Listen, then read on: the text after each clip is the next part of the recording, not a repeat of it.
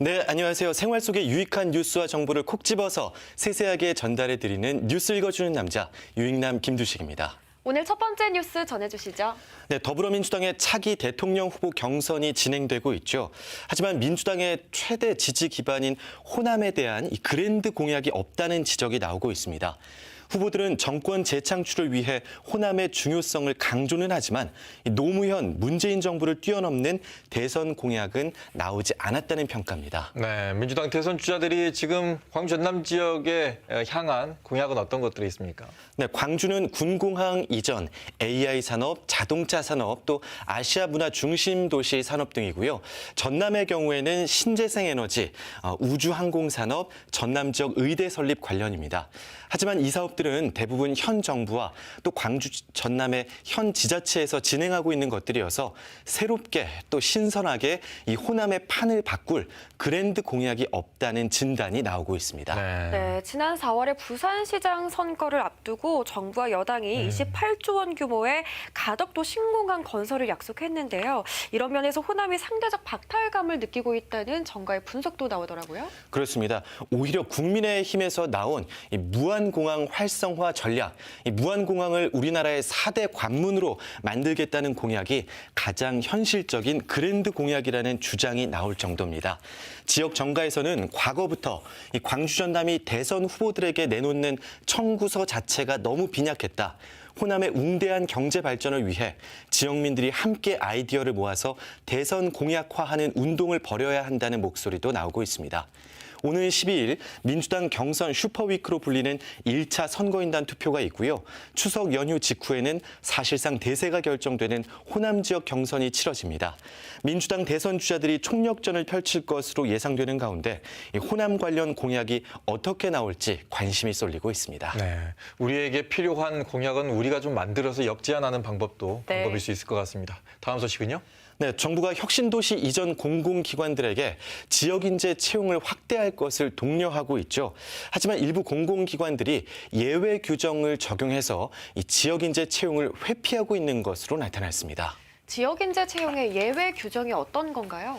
네, 우선 혁신도시법에 관해서 말씀을 드리면 공공기관의 지역인재 채용 의무화 비율을 꾸준히 늘어나서 지난해 24%, 올해는 27%, 내년에는 30%로 적용하는데요. 하지만 예외 규정으로 경력직, 석사 이상의 연구직, 5명 이하의 소수 채용, 지역 본부 채용, 합격 하한선 미달 등의 경우 이 예외 규정을 적용합니다. 지난해 사례를 보면 나주혁신도시 이전 공공기관들은 신규 채용으로 2,497명을 뽑았는데 이 중에 48%가 넘는 1,217명을 예외 규정으로 뽑았고 남은 1,280명 중에서 24% 이상을 적용해 총 346명만 지역 인재로 채용했습니다. 네, 지역인재 채용에 대해다가 너무 그 예외 조항을 가혹하게 네. 좀 한 거 아닌가. 조금 더 뽑아도 될 것 같은데. 네. 그렇습니다. 실례를 좀 말씀드리면요. 혁신도시의 모 기관은 지난해 신규 채용 인원 208명 중에서 191명을 예외 규정으로 채용을 했습니다. 그 나머지 17명 중에 8명을 지역인재로 뽑았습니다. 그리고 지역인재 채용 비율이 47.1%나 됐다고 홍보했습니다. 하지만 전체 비율로 보면 208명 중에 단 8명, 3.8%밖에 되지 않는 겁니다. 지역 정가에서는 통상 예외 규정이라는 게 5%에서 10% 정도 되는 것이 상식이지 그 예외가 50%라는 건 말이 안 된다. 해당 예외 규정들을 과감히 축소해야 한다는 강한 비판을 내놓고 있습니다. 네, 오늘 마지막 뉴스 전해주시죠. 네, 2학기 전면 대면 수업이 시작됐던 이 광주 전남 학교들에서 코로나19 확진자가 집단으로 발생하고 있습니다. 교육 당국은 최초 감염 경로를 파악하지 못하고 혼란스러워하고 있습니다. 네, 광주 북구의 한 중학교에서 집단 감염이 나왔다고요? 그렇습니다. 총 21명의 감염자가 어제까지 발생했습니다. 방역당국은 지난 일요일 이 해당 학교 3학년 학생 1명이 코로나 증세를 보이자 이 3학년 전체 학생과 교직원에 대한 전수조사를 진행했는데요. 총 14명의 확진자가 나왔고 어제 밤 사이에도 한 확진자의 가족과 또 같은 교회에 다니는 성도 등 6명의 추가 감염이 발생했습니다. 또 어제 북구의 한 초등학교에서도 한 명의 학생이 양성 반응이 나와서 현재 교직원과 학생들에 대한 전수검사가 진행되고 있습니다. 네, 또 전남 광양의 한 중학교에서 발생한 집단 감염 상황도 심각하더라고요. 그렇습니다. 지난 토요일 광양의 한 중학교 1학년 학생 한 명이 확진돼서 전교생 그리고 교직원에 대한 전수검사를 진행했는데 어제까지 학생과 그 가족 등 총 30명이 양성 판정을 받았습니다.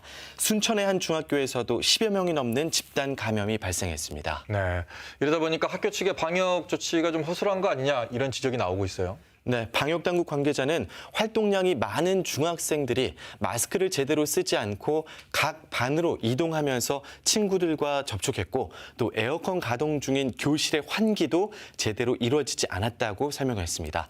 또 학교 현관에 설치된 이 발열 체크 기계가 학생들의 미열을 잡아내지 못했다고 밝혔습니다. 네, 힘들겠지만 학교와 학생 모두 방역 수칙을 잘 지켜야 합니다. 그렇지 않으면 또 친구들, 선생님을 직접 네. 만날 수 없는 비대면 수업으로 돌아가니까요. 방역 수칙을 꼭 철저히 지켜주시기를 당부드리겠습니다. 오늘 유익남 소식 여기까지 듣도록 할게요. 고맙습니다. 고맙습니다.